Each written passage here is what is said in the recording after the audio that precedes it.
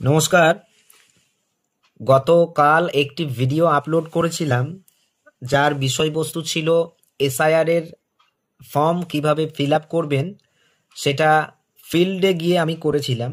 কিন্তু সেই ভিডিওটা দেখে অনেকেই কমেন্ট করেছিলেন যে যদি একটু হাতে কলমে ব্যাপারটাকে বুঝিয়ে দেওয়া হয়।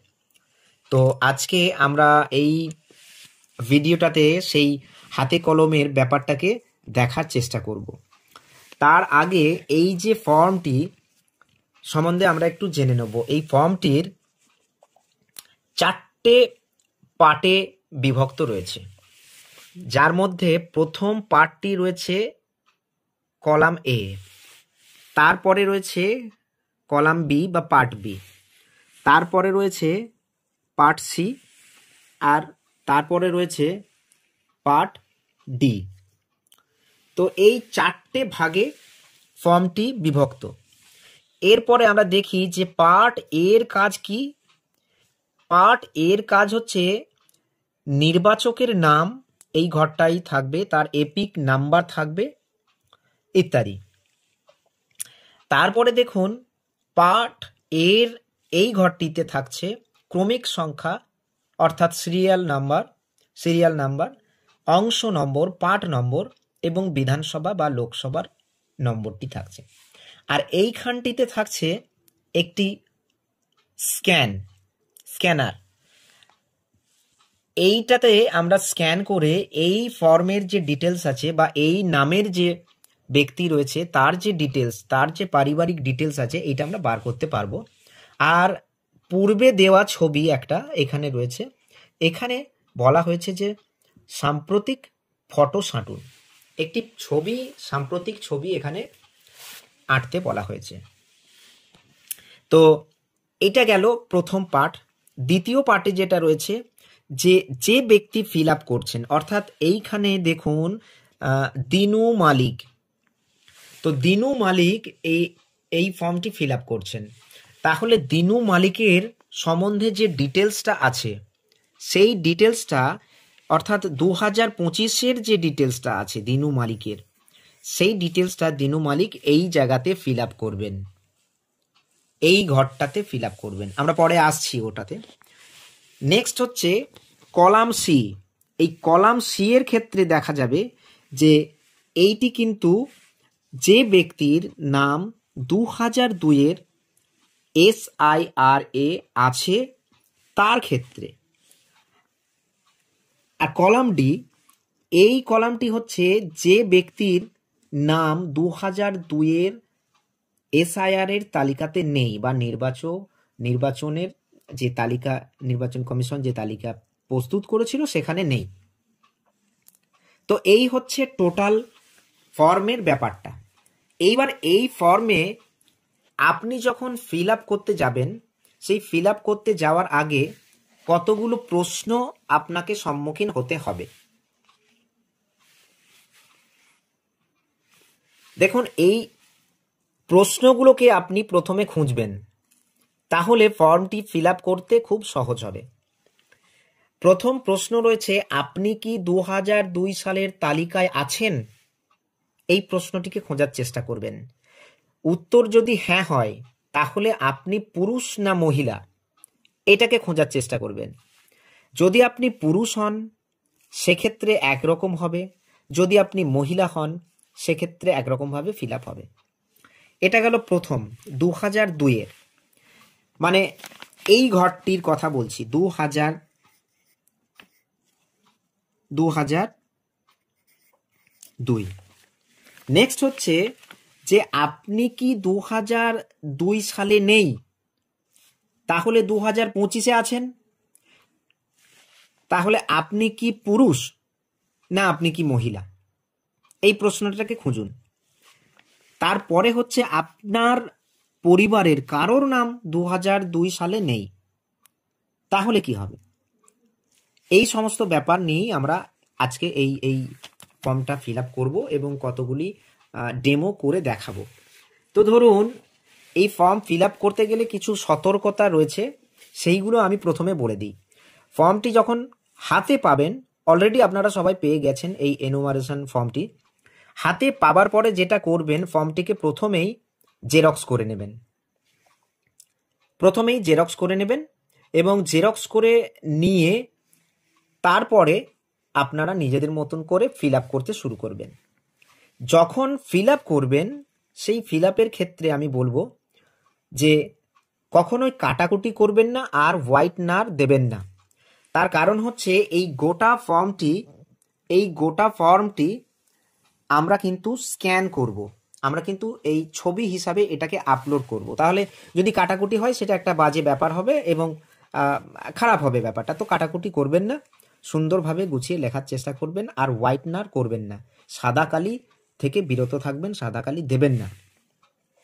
এবার জেরক্সের ক্ষেত্রে একটা ভালো বিষয় আমি মনে করিয়ে দিই, যখন আপনারা ফর্মটা জেরক্স করতে যাবেন, এটা অনেকের ক্ষেত্রেই হচ্ছে যে যখন জেরক্স করতে যাচ্ছে এই যে কিউআর কোডটা রয়েছে বা স্ক্যান কোডটা রয়েছে, তারা তখন কি করছে, জেরক্স কোনটা করেছে আর অরিজিনাল কোনটা এটাকে গুলিয়ে ফেলছেন। তা আমি বলবো যখন ফর্মটা নিয়ে যাচ্ছেন, অরিজিনাল ফর্মটার পিছনে পেন্সিল দিয়ে একটু মার্ক করে রাখুন, তাহলে আপনারা বুঝতে সুবিধা হবে। তার কারণ অনেক ক্ষেত্রে দেখা যাচ্ছে এই যে কিউআর স্ক্যানটা রয়েছে, এইটা জেরক্সের কপি থেকে হয়তো ভালো করে আসবে না বা ফেলিওর হয়ে যাবে, তখন মানে আপনার যে বিএলও রয়েছেন তিনি কিন্তু মুশকিলে পড়বেন, মানে আপনার তথ্যটাকে ট্র্যাক করার ক্ষেত্রে। তো এই গেল, ফর্মে অযথা কাটাকুটি করবেন না, আবারও বলছি, সুস্থভাবে ভাববেন। তো আমরা একটা ডেমো নিয়ে নিয়েছি, 1 নম্বর ডেমো, যে দিনু মালিকের ফর্মটি আমরা ফিল আপ করবো। প্রথমটা ফিল আপ করা খুবই সহজ, 2025 দেখিয়ে দিচ্ছি যে দিনু মালিকের জন্ম তারিখ, এখানে প্রথমে রয়েছে যে জন্ম তারিখ এই জায়গায়। তাহলে এই ফর্মের প্রথম অংশ হচ্ছে খুব গুরুত্বপূর্ণ, জন্ম তারিখ। জন্ম তারিখটার উপরে কিন্তু এই ফর্মটা ডিপেন্ড করছে। এই জন্ম তারিখটা যা হবে সেইটার উপর ডিপেন্ড করছে যে আমরা এই বাঁ দিককার কলামে যাব না আমরা এই ডান দিককার কলামে যাব। তাহলে জন্ম তারিখটা মনে করুন 1975 কারোর আছে ভোটার কার্ডে, তাহলে 1975 যদি থাকে, এক্ষেত্রে আজকে তার বয়স হচ্ছে 25 বছর ওদিকে আর এদিকে 25 বছর, মানে 50 বছর। তাহলে এখন প্রশ্ন হচ্ছে ভোটার কার্ডে শুধু 1975 দেওয়া আছে, তাহলে বাকি অংশটাতে কি লিখবেন? এরকম অনেকেরই আছে যে শুধু সালটা দেয়া আছে, তারিখ মাসের কোনো উল্লেখ নেই। সেক্ষেত্রে আপনারা যেটা করবেন সহজভাবে, এখানে স্ল্যাশ দেবেন, এটাকে করবেন 01/01/1975। কেন 01/01? 01/01 মানে হচ্ছে জানুয়ারিটাকে ধরা হচ্ছে। এবং এই বয়সটাকে বসানো নিয়ে অনেকের মধ্যে এই বিভ্রান্তি রয়েছে, সেটা হচ্ছে যে বয়সটা কিভাবে বসাবো।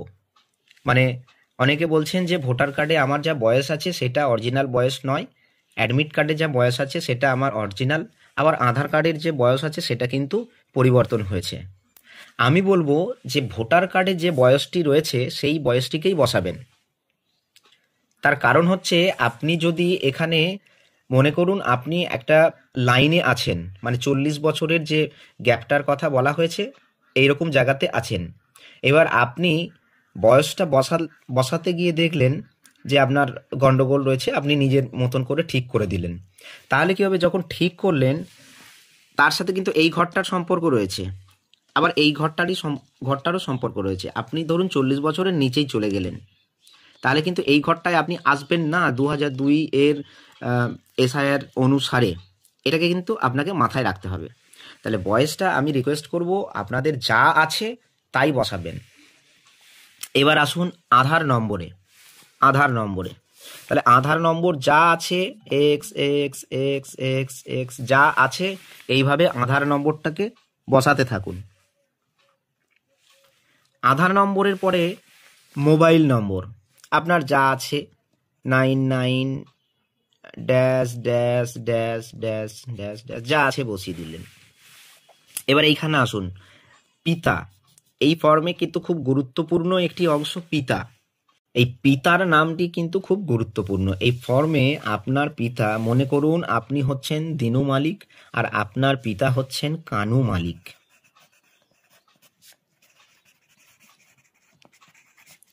হয়ে গেল। পিতার এপিক কার্ড, আচ্ছা এইখানে আমি অভিভাবকটা কেটে দিয়েছি, পিতা লিখলে, পিতা যেহেতু লিখছেন, অভিভাবকের ক্ষেত্রে আমরা যাব না, এটা একটু বিতর্কিত ব্যাপার। পিতা এপিক নাম্বার, এইখানে লিখুন। ভোটার কার্ড খুব গুরুত্বপূর্ণ একটি অংশ, এই ফর্মের সব থেকে গুরুত্বপূর্ণ অংশ হচ্ছে এপিক কার্ড। এপিক কার্ড নাম্বারটা লেখা ভালো করে দেখবেন এবং দেখার পরে সেটিকে লেখার চেষ্টা করবেন যেন ভুল না হয় এপিক কার্ডটা। ধরুন ডি আর ডাব্লু যা আছে বসিয়ে দিলেন। মায়ের নাম অবশ্যই লিখতে হবে, এই ফর্মে মায়ের নামটি অবশ্যই লিখতে হবে, না হলে কিন্তু ফর্মটি যখন আপলোড করা হবে তখন সমস্যায় পড়তে হবে। আপনার বিএলও আপনাকে হয়তো আবারও ফোন করে জানতে চাইবে যে আপনার মায়ের নাম কি। তাহলে এখানে মায়ের নাম লিখুন। মায়ের নাম ধরুন ননি বালা মালিক, ননিবালা মালিক হয়ে গেল। এবার মায়ের এপিক নাম্বার, এখানে দেখুন বলেছে যদি থাকে, তাহলে লিখুন আর ভি ইউ যা আছে মায়ের এপিক নাম্বার। আচ্ছা এই দিনু মালিক, এবারে এখানে একটা প্রশ্ন আছে, এই যে দিনু মালিক, এবার এখানে দেখুন স্বামী স্ত্রী, আচ্ছা দিনু মালিক বিবাহিত না অবিবাহিত, এখানে একটা প্রশ্ন আছে। যদি দিনু মালিক বিবাহিত হয়ে থাকে তাহলে এই স্ত্রীর যে বিষয়টা এটা আসছে, তাহলে কি হবে? দিনু মালিকের স্ত্রীর নাম মনে করুন নমিতা মালিক, নমিতা মালিক। তাহলে পরের কলামে আসছি দিনু মালিকের স্ত্রীর এপিক নম্বর, তাহলে নমিতা মালিকের মনে করুন WB 40-202 যা আছে এইভাবে লিখে দিলেন। আচ্ছা এই কলামটার ক্ষেত্রে আমি আর একটা জিনিস বলবো, এই দিনু মালিকটা যদি মনে করুন রানু মালিক হতো, যদি এটা মহিলা হতো তাহলে কি হতো, এই জায়গাটা দেখুন চেঞ্জ হয়ে যেত, এই জায়গাটা তখন কি হতো স্ত্রীর জায়গায় স্বামী হয়ে যেত, তাহলে কার নাম হতো এখানে, তখন দিনু মালিক হতো স্বামী। আবার এপিক কার্ডের ক্ষেত্রে কার হতো, এই দিনু মালিকের এপিক কার্ড যেটা এখানে দেয়া থাকবে, এই যে ধরুন এখানে দেয়া আছে আর ভি ইউ যেটা দেয়া আছে, তাহলে এই জায়গাটা বোঝা গেল। এবার মনে করুন এই লোকের নাম বা এই ব্যক্তির নাম এখানে দেওয়া আছে, তাহলে এবার চলে আসছি 2002-এর লিস্টে, এটা হচ্ছে 2002 সর্বশেষ এসআইআর অনুসারে এই দিনু মালিকের নাম 2002-এর লিস্টে আছে। তাহলে এবার দিনু মালিকের এপিক নাম্বারটা লিখুন, যেটা এই এপিক নাম্বারটা এখানে বলেছিলাম, বা আমরা এখানে যেটা লিখলাম কি আছে ধরুন আর ভি ইউ যা আছে তাই XXX যা আছে তাই। তাহলে দিনু মালিকের আত্মীয়ের নাম, তাহলে আত্মীয়ের নাম কি হবে, প্রথমেই যখন আপনারা এই ফর্মটা পাবেন আপনারা 2002-এর একটা লিস্ট, মানে ওই ব্যক্তি অর্থাৎ এই দিনু মালিক কোন বিধানসভায় ভোট দিয়েছে, কোন রাজ্যে ভোট দিয়েছে, সেইটার একটা কাগজ বার করবেন। সেই কাগজটা কীরকম হবে, কাগজটা এইরকম হবে, এই ধরুন এখানে তার বিধানসভা নাম, নম্বর, এই যেমন রানাঘাট লিখেছি আমি, নম্বর, অংশ নম্বর ইত্যাদি থাকবে। আর তারপরে চলে আসবে এইরকম একটা ফরম্যাট, যেখানে গোটা আপনাদের বুথের যা যা ভোটার আছে এরকম একটা লিস্ট থাকবে। এবার সেই লিস্টের কোনো একটা জায়গাতে মনে করুন এই আমি কথার কথা বলছি এই 239 এই জায়গাটাতে দিনু মালিকের নাম আছে, এই জায়গাটা মনে করুন দিনু মালিক। তাহলে পিতা, তাহলে এখানে রয়েছে কানু মালিক, তাহলে কানু মালিক রয়েছে, এটা হচ্ছে পিতা, যেমন আছে পিতায় থাকছে। তাহলে দিনু মালিকের এপিক কার্ড হচ্ছে কি ছিল, আর V U dash dash dash.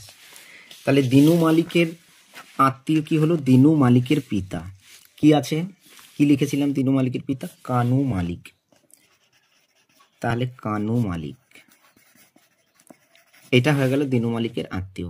তাহলে সম্পর্ক কি? দিনু মালিকের সাথে কানু মালিকের সম্পর্ক হচ্ছে বাবা। কেউ কেউ আবার এটাকে বলছে না বাবা নয় পুত্র। যদি এরকম কিছু মনে হয়ে থাকে বাবা নয় পুত্র, তাহলে বাবা আগে লিখতে হবে, তারপরে ব্র্যাকেটে লিখতে পারেন আনঅফিসিয়ালি পুত্র, অফিসিয়ালি কিন্তু বাবা। আচ্ছা, জেলা বলেছিলাম যে ইনি নদিয়া ডিস্ট্রিক্টের ভোটার, তাহলে নদিয়া হয়ে গেল। রাজ্যের নাম পশ্চিমবঙ্গ। বিধানসভা ক্ষেত্রের নাম আমরা দেখিয়েছিলাম রানাঘাট, কোনো একটা জায়গা হবে, আমি উদাহরণ হিসাবে রানাঘাট লিখলাম। বিধানসভা ক্ষেত্রের নাম কি দেখিয়েছিলাম? এখানে দেখুন, বিধানসভা ক্ষেত্রের নাম হচ্ছে রানাঘাট, কিছু একটা হবে, ক্ষেত্রের নাম লিখেছি নম্বর। তাহলে বিধানসভা ক্ষেত্রের নম্বরটা কি হবে? দেখুন 144। তাহলে অংশ নম্বর কি হবে? 110। আচ্ছা, ক্রমিক নম্বর কি হবে? ক্রমিক নম্বর দেখুন এইখানে আমরা এখানেও পাওয়া যাবে ক্রমিক নম্বর। দেখুন এখানে সমস্ত কিছু দেওয়া আছে। 32। তাহলে এইটা হলো দিনু মালিকের সম্বন্ধে ডিটেলস 2002-এ যা আছে। আচ্ছা, এইবারে মনে করুন এই যে দিনু মালিক ব্যক্তিটি নদিয়াতে বাড়ি, কিন্তু ইনি ছিলেন 2002-এ ধরা যাক মেদিনীপুর, তাহলে মেদিনীপুরে ভোট দিয়েছেন। তাহলে এই বিধানসভা ক্ষেত্রের নাম হচ্ছে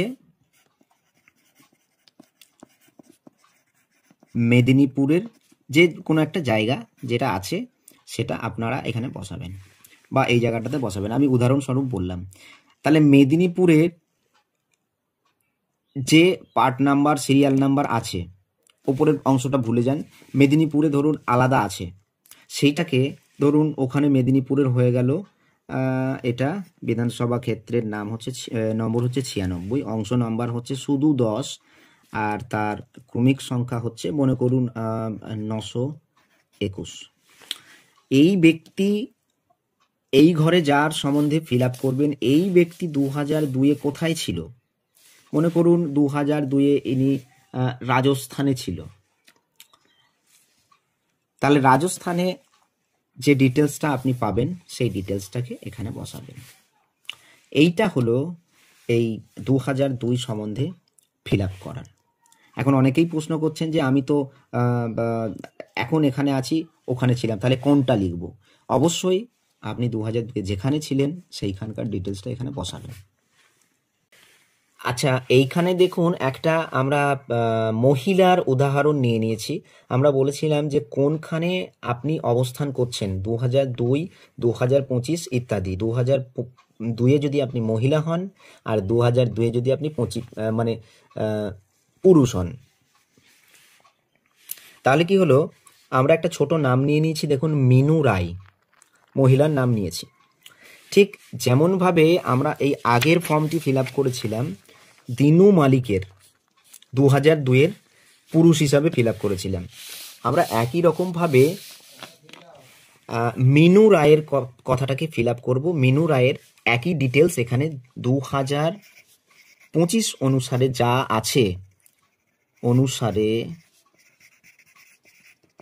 যা আছে, তাই লিখব,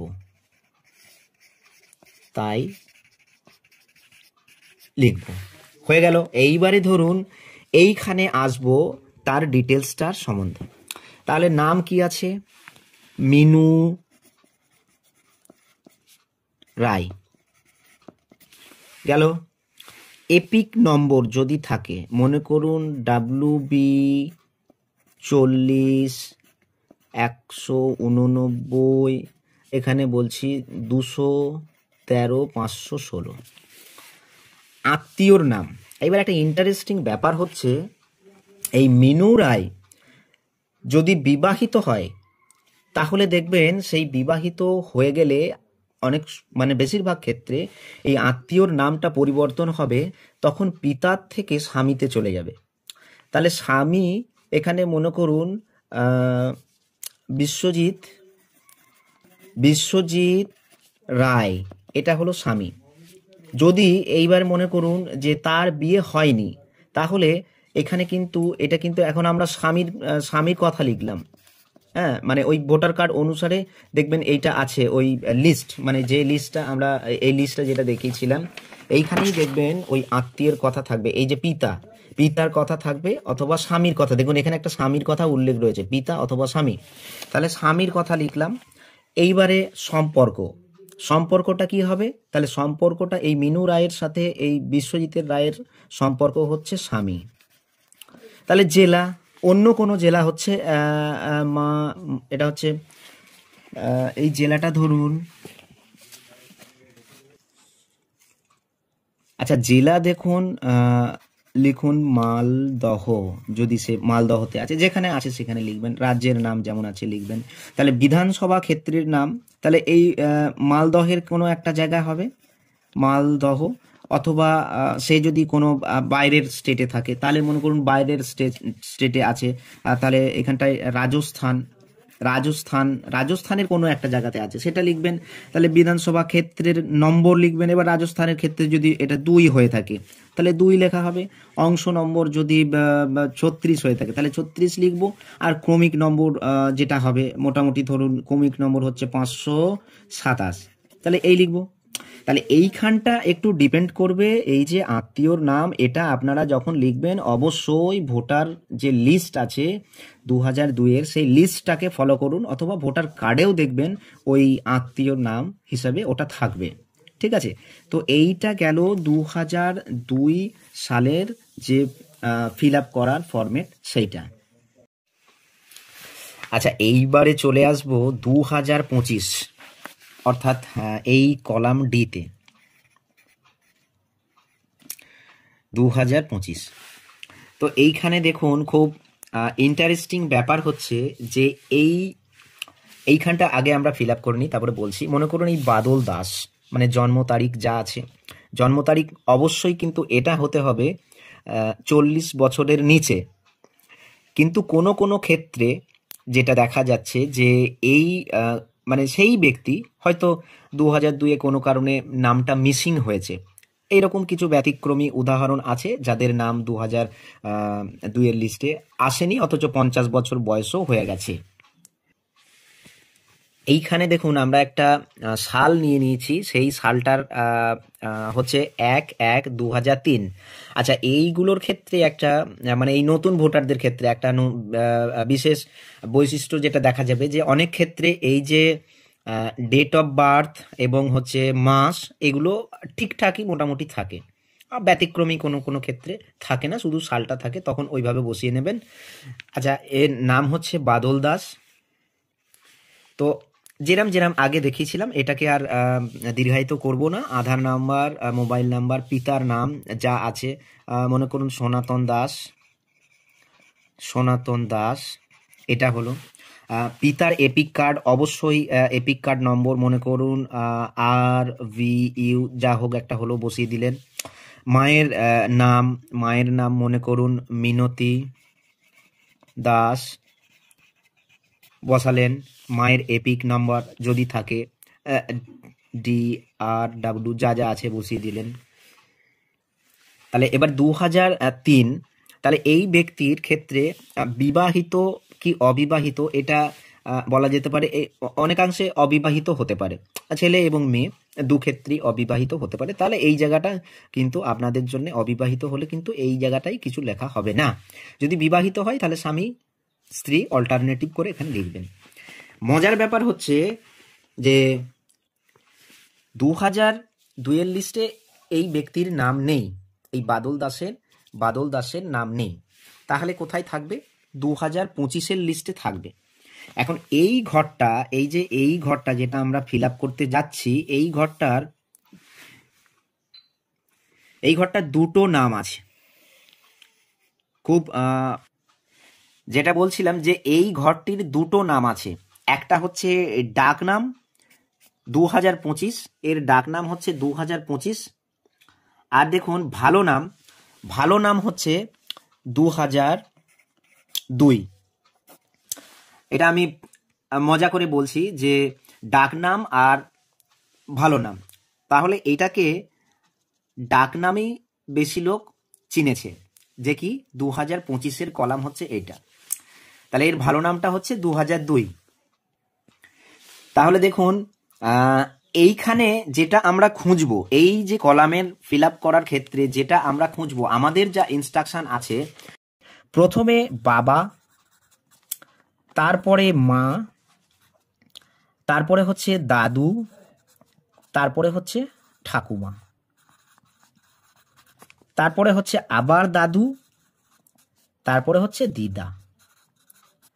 তাহলে কি হলো, এইটা ধরুন বাবার সম্পর্কের সম্পর্ক, আর এই জায়গাটা ধরুন মায়ের সম্পর্কের সম্পর্ক। তাহলে আপনাকে দেখতে হবে এই 6টা জায়গা ছাড়া, এই বাবা মা, বাবার বাবা, মায়ের বাবার বাবা, বাবার মা, এটা গেল। এর পরবর্তী চলে আসছি আপনার মায়ের বাবা, আপনার মায়ের মা। এই 6টা ছাড়া আপনি আর কোথাও সম্পর্ক খুঁজতে যাবেন না। আমাদের যেভাবে গাইড করা হয়েছে সেইভাবেই বলছি, এই 6টা ছাড়া অন্য কোনো সম্পর্কের কথা ওখানে মেনশন করবেন না। তাহলে আমরা 6 জনকার সম্পর্ক নির্ধারণ করার চেষ্টা করব। 1 হচ্ছে আপনার বাবা, 2 হচ্ছে আপনার মা, 3 হচ্ছে আপনার দাদু, 4 হচ্ছে আপনার ঠাকুমা, 5 হচ্ছে আপনার মায়ের মা মানে হচ্ছে দিদিমা, আর 6 হচ্ছে আপনার মায়ের বাবা মানে হচ্ছে দাদু। এই 6টা সম্পর্ক নির্ধারণ করব। সমস্যাটা হচ্ছে এই সম্পর্কের ক্ষেত্রে গিয়েই আপনারা গুলিয়ে ফেলছেন। একটা ডাক নাম আছে আর একটা হচ্ছে ভালো নাম। তাহলে এই ভালো নামটা হচ্ছে কি, যে এই 2002-এ মনে করুন এই যে বাদল দাসের কথা বলেছি, এই বাদল দাসের নাম কিন্তু 2002-এ নেই। তাহলে বাদল দাসের ফ্যামিলি, অর্থাৎ এই যে কজনকার নাম বললাম তার মধ্যে একজনকার কারো নাম থাকবে। মনে করুন বাদল দাসের বাবার নাম হচ্ছে, আমি এখানে উদাহরণ দিচ্ছি, বাদল দাসের বাবার নাম হচ্ছে সনাতন দাস, যেটা লেখা আছে সনাতন দাস, সনাতন দাস। তো এই যে সনাতন দাস, এই সনাতন দাসের যে তালিকাটার কথা বলছিলাম, যে 2002-এর এরকম যে লিস্ট থাকবে, সেই লিস্টে সনাতন দাসের নামটা কোনো একটা জায়গায় গিয়ে আপনারা পাবেন। মনে করুন এখানে 274 সনাতন দাস হলো, সনাতন দাস। তাহলে পিতা হচ্ছে বিশ্বরূপ দাস, বিশ্বরূপ দাস হলো। তারপরে তার একটা এপিক নাম্বার এখানে আছে। তাহলে সনাতন দাসের কথা পেয়েছি কার বাবা হিসাবে, বাদল দাসের বাবা হিসাবে। তাহলে আমরা এইখানে লিখব যে সনাতন দাসের কথা পরিষ্কার লিখে দেবো। বারবার বলছি যে ডাক নামটা হচ্ছে 2025, ভালো নামটা কিন্তু 2002। তার কারণ 2025-এর ফিল আপ করতে বলা হচ্ছে, মানে এই ঘরটার সাথে আপনার এই ঘরটার সম্পর্ক রয়েছে, মানে এই ঘরটা যেটা ফিল আপ করছি এই ঘরটারও সম্পর্ক রয়েছে, এটাকে না দিলে তখন হবে না। তাহলে এপিক নাম্বার, যে এপিক নাম্বারটা এখানে DRW, আমি কিন্তু বারবার বলছি 2002-এ সনাতন দাসের যা ডিটেলস ছিল হুবহু ডিটেলসটাকে এখানে বসাতে হবে। ভাবছেন যে 2025-এর ফিল আপ করছি, তাহলে কি সনাতন দাসের বর্তমান 2025-এর যে সমস্ত ডিটেলস রয়েছে, মনে করুন এপিক কার্ড থেকে শুরু করে, একটা ব্যক্তির 2002-এ যে এপিক কার্ডটা ছিল সেটা নাও থাকতে পারে, 2025-এ গিয়ে সেই এপিক কার্ডের পরিবর্তন হয়েছে। কিন্তু মাথায় রাখতে হবে যতই পরিবর্তন হয়ে থাকুক, 2002-এ যে এপিক কার্ড নাম্বারটা ছিল এটা কিন্তু অ্যাজ পার 2002 অনুসারে আমরা এখানে বসাচ্ছি। তাহলে সনাতন দাসের এবার আত্মীয়ের নাম কি আছে, আমরা যখন এখানে দেখছিলাম যে সিরিয়াল নাম্বার পার্ট নাম্বার যখন খুঁজছিলাম, তাহলে সনাতন দাস, তাহলে পিতা সনাতন দাসের পিতা, তাহলে আত্মীয়র নাম কি হচ্ছে বিশ্বরূপ দাস, বিশ্বরূপ দাস। তাহলে এইটা হলো সনাতন দাসের আত্মীয়ের নাম। সম্পর্ক কি? তাহলে সনাতন দাসের সাথে বিশ্বনাথ রূপের সম্পর্কটা আমরা ভোটার লিস্টেই পেয়ে গেছি। কি আছে? পিতা। এইভাবে লিখে দিলাম পিতা। এবার জেলা, মনে করুন এই জেলাটার নাম হচ্ছে হাওড়া। হাওড়া জেলায় সনাতন দাস দাসের নাম আছে। রাজ্যের নাম নতুন করে বলছি না। তাহলে বিধানসভা ক্ষেত্রের নাম, মনে করুন সনাতন দাস হাওড়াতেই, মানে হাওড়ারই কোনো একটা বিধানসভাতে ভোট দিয়েছে, হাওড়া জেলার কোনো একটা বিধানসভাতে ভোট দিয়েছে। তাহলে সনাতন দাস ভোট দিয়েছে, কোন ভোট দিয়েছে? কখনকার ভোটের কথা বলছি? 2002-এর ভোটের কথা বলছি। আমি কিন্তু 2025 সালের ভোটের কথা একবারও বলছি না। আপনারা যখন এই ঘরটা ফিল আপ করবেন, ডাক নামটা ভুলে যাবেন, ভালো নামটাকে মনে করার চেষ্টা করবেন। অফিসিয়ালি কিন্তু ভালো নাম লিখতে হবে আপনাদেরকে। তাহলে এইখানে কি হলো? বিধানসভা ক্ষেত্রের নম্বর, বিধানসভা ক্ষেত্রের নম্বর লিখুন 144, মনে করুন 144 আছে। তাহলে অংশ নম্বর, তাহলে সনাতন দাসের অংশ নম্বর হচ্ছে মনে করুন 26, আর ক্রমিক সংখ্যা হচ্ছে মনে করুন 756। তাহলে কি হলো? এইবারে আপনারা একটা কথা আমাদেরকে বারবার বলবেন। তাহলে এইবারে আপনার একটা প্রশ্ন হতে পারে যে সনাতন দাসের পিতা বিশ্বরূপ দাস মানে হচ্ছে আপনার দাদু। এইখানে সম্পর্কটা আমি একটু ক্লিয়ার করে দিই, দেখুন পরিষ্কার হয়ে যাবে। তাহলে আপনি বাদল দাস, আপনার এখানে তো মেনশন আছে, আপনি বাদল দাস হিসাবে মেনশন আছেন। তাহলে বাদল দাসের সম্পর্ক আমরা যখন এটা অনলাইনে ফিল আপ করবো তখন আমরা এই সম্পর্কটা পেয়ে যাব। আপনি এখানে যাই লিখুন, এখানে পিতা লিখছেন, তাহলে এই যে তাহলে এইখানটা দেখুন পিতা, তাহলে পিতা হয়ে গেল। এই যে সনাতন দাসের সাথে আপনার সম্পর্ক হচ্ছে, বাদল দাসের সম্পর্ক হচ্ছে পিতা, তাহলে পিতা আছে, তাহলে ঝামেলা মিটে গেল।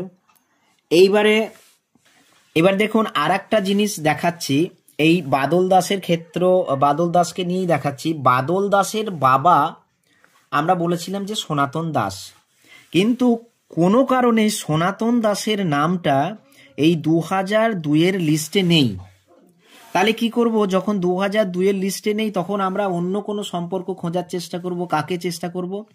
ধরুন এই সনাতন দাসের মানে বাদল দাসের যে দাদু, তাকে আমরা খোঁজার চেষ্টা করব। তাহলে বাদল দাসের দাদুর নাম হচ্ছে বিশ্বরূপ দাস। বিশ্বরূপ দাস, তাহলে বিশ্বরূপ দাসকে আমরা খুঁজে পেয়েছি 2002-এ। তাহলে এখানে কি লিখব? নির্বাচকের নাম হবে বিশ্বরূপ দাস। বিশ্বরূপ দাস, তাহলে সম্পর্কে কে হচ্ছে? এই বাদল দাসের বিশ্বরূপ দাস হচ্ছে দাদু। তাহলে বিশ্বরূপ দাস লিখলাম, এপিক নাম্বার যা আছে লিখলাম। তাহলে এবার এই আত্মীয়র নামটা কি হবে? তাহলে বিশ্বরূপ দাসের অনুরূপভাবে এইখানে যেমন সনাতন দাস হয়েছে, এই জায়গাটা যদি আমরা বিশ্বরূপ দাস লিখি, বিশ্বরূপ দাস, তাহলে দেখবেন এখানটা সেম আসছে পিতা। তাহলে বিশ্বরূপ দাসের পিতার নাম ধরা যাক কেবলচন্দ্র দাস।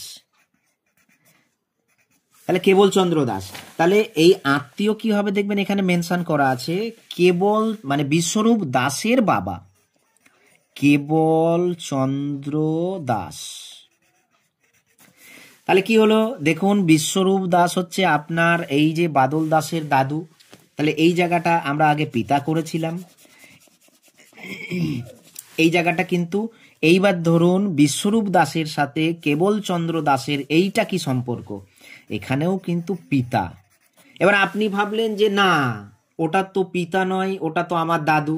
বেশ ঠিক আছে, আনঅফিসিয়ালি আপনার কনফিউশন দূর করার জন্য আপনি লিখে দিন এখানে দাদু। ব্যাস এইটুকু লিখবেন ব্র্যাকেটে, আর কিছু লিখতে যাবেন না। এটা বোঝাতে পারলাম? এটা গেল হচ্ছে 2025-এর ফিল আপ করার ক্ষেত্রে। একই রকমভাবে এখানে যদি কোনো মহিলা হয়ে থাকে, মানে যদি এটাও কোনো মহিলা হয়ে থাকে, বা এখানে মানে আপনার এই 6টা যে নাম বলেছি, 6টা নামকে আপনারা খুঁজবেন। এই 6টা নাম ছাড়া কাকিমা, কাকা, অন্য কোনো আত্মীয়র নাম আপনারা খুঁজতে যাবেন না। তো এই 6টা নামের মধ্যে যেটা পড়বে সেইটাতে সম্পর্ক নিরূপণ করবেন। এবার মহিলাদের ক্ষেত্রে একটা সমস্যা হবে, সেটা বলছি। এইবারে মনে করুন বাদল দাসের মানে বাবার বংশে কেউ নেই 2002-এ, তাহলে মায়ের বংশে আছে। তাহলে মায়ের বংশে মায়ের মা মানে বাদল দাসের দিদিমার কথা আমরা এখানে বলছি।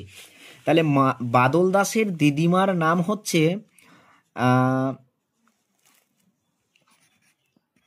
রীনা বালা দাস।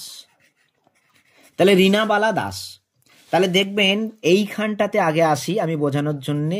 রীনা বালা দাস কিন্তু 2002-এর লিস্টে তার নামটা আছে, রীনা বালা দাস। তাহলে এই রীনা বালা দাসের নামটা আগে আমরা এখানে লিখব, তাহলে এপিক নাম্বার লিখব। এবার রীনা বালা দাস তার মানে এনার তো স্বামী ছিলেন, তাহলে রীনা বালা দাসের স্বামীর নাম ওই ভোটার কার্ড অনুসারে মানে ওই লিস্ট অনুসারে এই জায়গাটাতে চেঞ্জ হয়ে যাবে। স্বামীর নাম হচ্ছে খগেন্দ্রনাথ দাস। তাহলে খগেন্দ্রনাথ দাস, তাহলে এই যে খগেন্দ্রনাথ দাসের কথা লিখলাম, তাহলে এই রীনা বালা দাসের সাথে খগেন্দ্রনাথ দাসের কি সম্পর্ক? তাহলে এটা হচ্ছে স্বামী। তাহলে এইবার বলবেন সবই ঠিক লিখলেন, সবই বললেন, সবই ঠিক আছে, কিন্তু আমি এই জায়গাটা বুঝতে পারলাম না, রীনা বালা দাস তো আমার দিদিমা হয়, তাহলে আমি ওখানে কেন ওইসব লিখতে যাব? তো আপনার যদি কনফিউশন থাকে আপনি লিখতে পারেন ওটা দিদিমা হিসাবে, আবার নাও লিখতে পারেন, ওটা আমরা বের করে ফেলবো। আপনাকে শুধু বলা হয়েছে এইটুকু বার করুন, কারণ আপনি তো এখানে মেনশন আছেন, আর আপনার সাথে এই রীনা বালা দাসের সম্পর্কটা আমরা বার করছি। তাহলে এটা মহিলা গেল, তাহলে মহিলা হলো যখন ওই আপনার দিদিমা হলো, আপনার ঠাকুমা হলো, তখন কিন্তু ওই ঠাকুমার স্বামীর নামটা এখানে চলে আসবে, এখানে বসাতে হবে আত্মীয়র নাম। আর ভোটার কার্ডে অবশ্যই এই স্বামীর নামই থাকার কথা, যদি কোনো কারণে স্বামীর নাম না থেকে থাকে, যদি বাবার নাম থাকে তাহলে বাবার নামই লিখবেন, কোনো অসুবিধা নেই। এই গেল 2025-এর কথা, মানে 25-এর কথা বলছি, মানে 2025-এর ভালো নাম 2002-এর কথা। আচ্ছা, এইবারে আর একটা লিস্ট নিয়েছি যেখানে ধরুন আপনার এই কালু সাহা আর একটা নিয়েছি। এইখানে মনে করুন কালু সাহার 2025-এর ডিটেলসটা লিখলেন, যা যা লেখার কথা যেভাবে আছে। মায়ের নাম অবশ্যই লিখবেন, বাবার নাম অবশ্যই লিখবেন, এপিক নম্বর অবশ্যই লিখবেন। কালু সাহা যদি বিবাহিত হয়ে থাকে তাহলে এই ঘরটা ফিল আপ করবেন, আর যদি না হয়ে থাকে ছেড়ে দেবেন। এইবারে আপনার প্রশ্ন হচ্ছে যে এই কালু সাহার 2002-এর এই যে 2002-এর লিস্টে মানে এই যে 6জনকার নাম বলেছি, মানে বাবা, মা, দাদু, মানে বাবার দিককার বাবা, বাবার দিককার মা, ঠাকুমা, মায়ের দিককার বাবা, দাদু, আর মায়ের দিককার মা, দিদিমা, এদের কারোর নাম নেই 2002-এ, এদের কারোর নাম নেই, কারোর নাম নেই। তাহলে কি হবে? তাহলে আপনি তো বেশ মুশকিলের মধ্যে পড়লেন, কারোর নাম নেই। তাহলে আপনার মাথায় হাত পড়ে গেল যে এবার কি করবেন। কিচ্ছু চিন্তা করার মানে দরকার নেই। কারোর যখন নাম নেই তখন আপনি কোনো ঘর ফিল আপ করতে যাবেন না। তাহলে 2025-এর আপনি চিন্তিত থাকবেন, বা এখানে 2002-এর যে কথা সেটা মানে বসাতে পারছেন না। যদি না থাকে তাহলে আপনি কোথা থেকে বসাবেন? আপনি তো তৈরি করে বসাতে পারবেন না। হতে পারে আপনি এখানে নতুন আছেন, মানে পশ্চিমবঙ্গে নতুন আছেন, কোনো অসুবিধা নেই। আপনাকে খুঁজতে হবে, যদি 2002-এ নামগুলো থাকে তাহলে ভালো, এখানে বসান। 2002-এ যা ছিল হুবহু এখানে বসাবেন, আর যদি না থাকে তাহলে আপনি বসাতে যাবেন না। তাহলে কি করবেন? এখানটা ফাঁকা রাখুন, ফাঁকা রেখে দিলেন। এই দুটো ঘরই ফাঁকা থাকলো। আপনার বিএলও স্যার আসলেন, এখানে সই করলেন, বিএলও স্যার এখানে সই করলেন, আপনাকে কাগজ দিয়ে দিলেন। এইবারে কি হবে? এইটার ক্ষেত্রে একটা হিয়ারিং পরবর্তীকালে হতে পারে, একটা আপনাকে নোটিশ দেয়া হবে, একটা ফর্মের সাথে একটা নোটিশ দেয়া থাকে, দেখাচ্ছি আমি। দেখুন এইরকম একটা ফরম্যাট আপনাকে দেয়া হবে, এই গণনা ফর্ম সম্বন্ধীয় নির্দেশিকা, এবং এখানে ডকুমেন্টসের কথা কিছু উল্লেখ করা আছে। তো এই যে ডকুমেন্টসগুলো যেগুলো রাখা রয়েছে, এই ডকুমেন্টসগুলোর মধ্যে আপনি কয়েকটা ডকুমেন্টস রেডি রাখবেন, যেটা দরকার হবে, হিয়ারিং হবে পরবর্তী ক্ষেত্রে, আপনাকে ডাকা হবে। তো নাম নেই বলে চিন্তিত হবার কোনো কারণ নেই। নাম নেই, ঠিক আছে, কোনো অসুবিধা নেই, পরবর্তী ক্ষেত্রে নাম আপনার হবে, ইত্যাদি ইত্যাদি। তো এই ছিল মোটামুটি ভিডিওটির কথা, যদিও একটু বড় হয়ে গেল ভিডিওটি। তো সুস্থ থাকুন, ভালো থাকুন, এবং ভিডিওটা যদি ভালো লেগে থাকে তাহলে অপরকেও একটু শেয়ার করে দিন, তাদেরও কাজে লাগবে। আর চ্যানেলটা যদি আপনার ভালো লাগে তাহলে একটু সাবস্ক্রাইব করে রাখুন। ধন্যবাদ, ভালো থাকুন।